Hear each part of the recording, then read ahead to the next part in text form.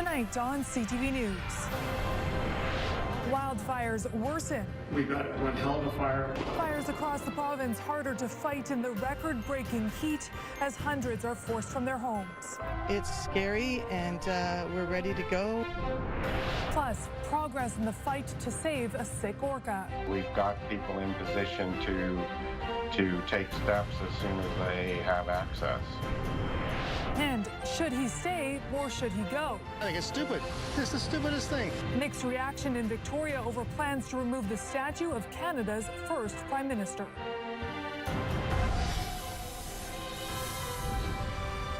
This is CTV News. Good evening. We start with breaking news tonight. A small wildfire is burning near Horseshoe Bay right now. Smoke is visible from the Sea to Sky Highway just north of the ferry terminal. It's burning about 300 meters up the highway in the mountains. It has not been contained and is growing. We have a crew on scene overnight, and we'll have the very latest on CTV Morning Live beginning at 5:30. A wildfire is burning along Highway 7 near Agassiz. Photos from earlier today show just how close the flames are to the highway. It was closed between Agassiz and Hope today, but reopened tonight. It is expected to be reduced to single-lane alternating traffic starting at 7 a.m. when the air effort resumes. Police believe it began when a vehicle with a flat tire pulled over to the side of the road. And some tense moments for people living near Crofton on Vancouver Island tonight. A fire erupted on Maple Mountain, forcing the evacuation of several homes. Crews appear to be gaining the upper hand, and people have since been allowed to return, but an evacuation alert remains in place. The fire danger throughout much of BC tonight is clearly extreme, including here in the Lower Mainland. But it's the northwestern part of the province where wildfires have taken a sharp turn for the worst. In the small community of Telegraph Creek near the Alaska border, structures have been burned, and some of those have been homes. We get more from CTV's Michelle Brunaro. Good evening. As Canadians make their holiday travel plans, one low-cost airline is facing some turbulence. Flair Air has been handed 72-hour strike notice from the Flight Attendants Union, citing wages as the major sticking point. CTV's Allison Hurst joins us with more. Allison, when could we see this strike start? A massive fire in Burnaby forced people staying in a nearby hotel from their beds this morning.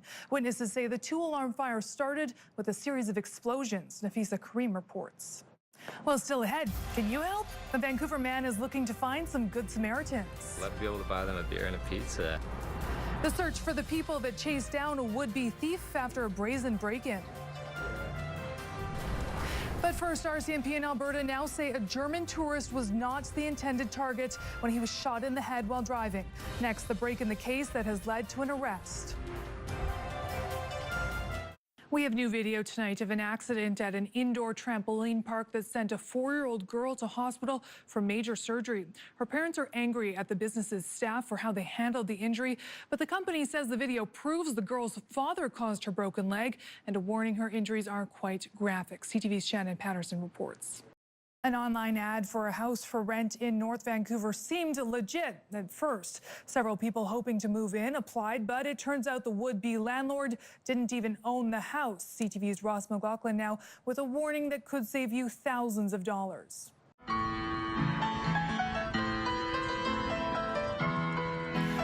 Handcuffs here. Those are the sweet sounds of Vancouver police officer Constable Breanna Cabrera.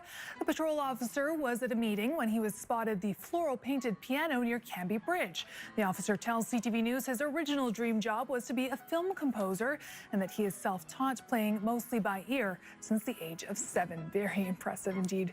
A Florida family is desperately trying to trap a giant lizard that has been hanging out in their backyard. She said, look outside, and then I rolled this up and I was like, oh boy. That's a big fella. I'll say. Experts say the creature is an Asian or Nile water monitor, which is an invasive species to Florida. The couple is worried their small children could be at risk. The family has contacted wildlife conservation officials to try to help trap it. And before we go tonight, the story of a Calgary man taking his 89th birthday celebration to new heights today, soaring thousands of feet above the ground. As Breanna Rose reports, it is something the senior has been patiently waiting decades to do. A memorable birthday for sure. That's it for us tonight. Thanks so much for watching. We're always online at vancouver.ctvnews.ca. See you tomorrow.